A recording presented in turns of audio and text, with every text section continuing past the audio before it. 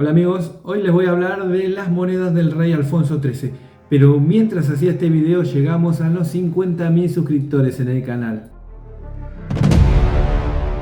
Así que un súper gracias a todos los que apoyan al canal. Y volviendo a las monedas del rey Alfonso, están buenísimas por una razón, y esto te va a encantar, es que el rey Alfonso fue rey desde su nacimiento.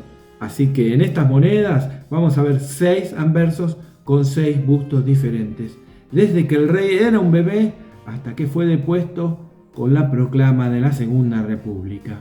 En ese momento tenía 44 años, pero el último retrato, el número 6, fue en 1926, cuando el rey tenía 39 años aproximadamente, y considerando que falleció a los 54 años, podemos ver una parte importante de su vida en monedas. No creo que haya otro caso igual en la historia.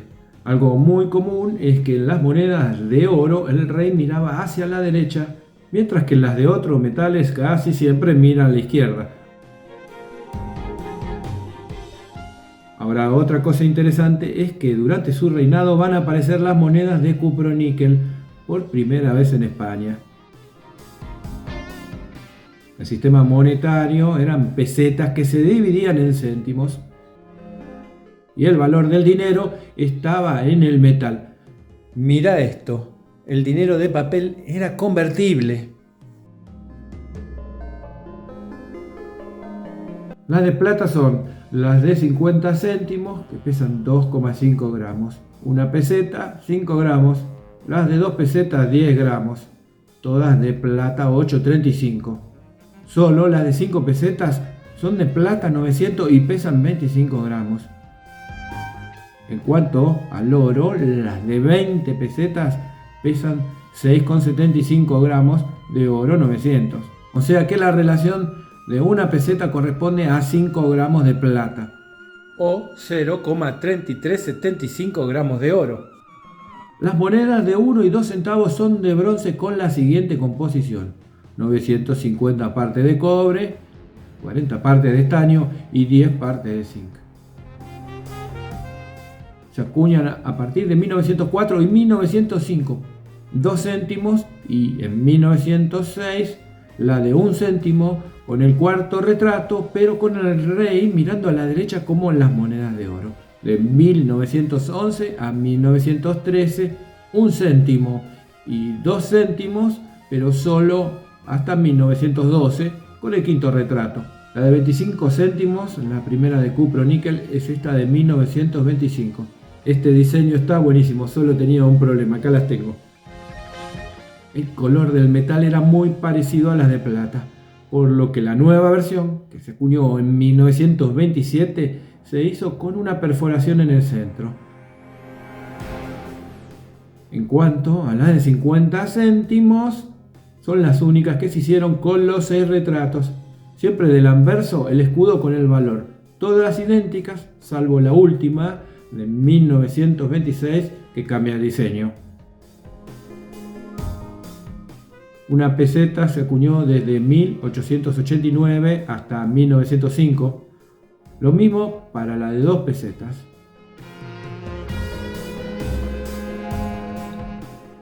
Las de 5 pesetas o un duro se acuñaron desde 1888 hasta 1899, con la característica de ser la única que se acuñó un año con 2 retratos, 1892, retratos 1 y 2.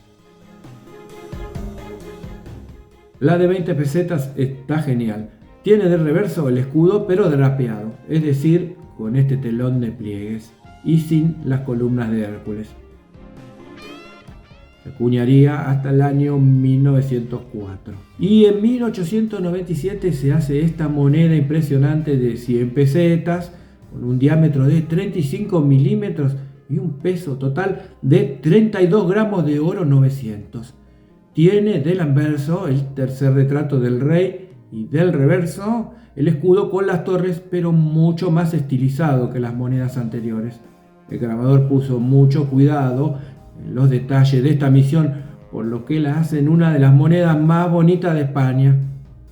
Se acuñaron 150.000, así que hay muchas, y el valor de catálogo, si estuviesen en un estado excelente sin circular, es de $3.000 cada uno. Pero hay nuevas acuñaciones, tanto la de 100 pesetas como la de 20 de 1896 se volvieron a hacer 1961 y 1962, pero ahora se distingue porque las estrellas al lado del año, como vemos acá, tienen la fecha real de acuñación, 18 y 97, esta es para la original, y 19 y 61 para la de 1961 y claro, 62 para la del año siguiente. Estas son mucho menos valiosas, valen la mitad. De todas formas, la más valiosa de toda la serie, según el catálogo, es un duro de 1888 variante MS, que son las iniciales del ensayador. No sabemos cuántos hicieron, pero sí que hay muy pocas. Según el catálogo, vale $5.000 en estado BU, o sea, brillante sin circular. Pero puede llegar a obtener muchísimo más por ellas. Y para finalizar con las monedas, en 1927 tenemos una prueba para esta peseta que nunca circuló, con el sexto retrato y un escudo que era igual a la de 50 céntimos del mismo año. En cuanto a la exonumia, tenemos esta muy hermosa medalla de 35 milímetros de diámetro y con un peso de 14,79 gramos. Como dice el anverso, es por el acto inaugural del canal de Kiel en 1895.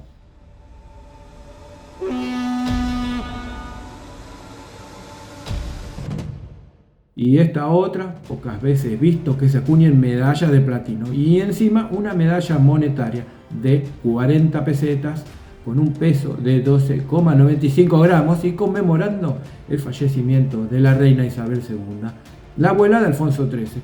Hay una sola, así que no creo que puedas tenerla en tu colección. Acá en Argentina tenemos medalla de Alfonso. Mirá esta publicitaria de Costa Huguet, más o menos de los años 1913 a 1920. Otra medalla publicitaria, pero de Barcelona, Casa Perelló. Esto fabrican cinturones, carteras y maletas. Y esta está buenísima, ficha publicitaria. Jarabe poblador 1907 a 1930 para tratar catarros, tuberculosis, bronquitis. Ni la Pfizer llegó a tanto. Mirá esta hermosa pieza de arte, una medalla conmemorativa por la Exposición Internacional Barcelona 1929, con este diseño increíble de plata y con un diámetro de 50 milímetros, muy rara y muy valiosa.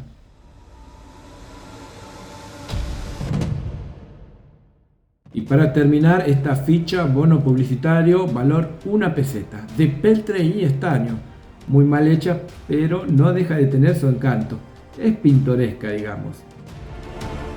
Pero bueno, con medallas y tokens podría seguir muchas horas, porque en esa época se acostumbraba a usarlas todo el tiempo. Y si te gustó el video, déjame un like y no te olvides de suscribirte para más videos como este.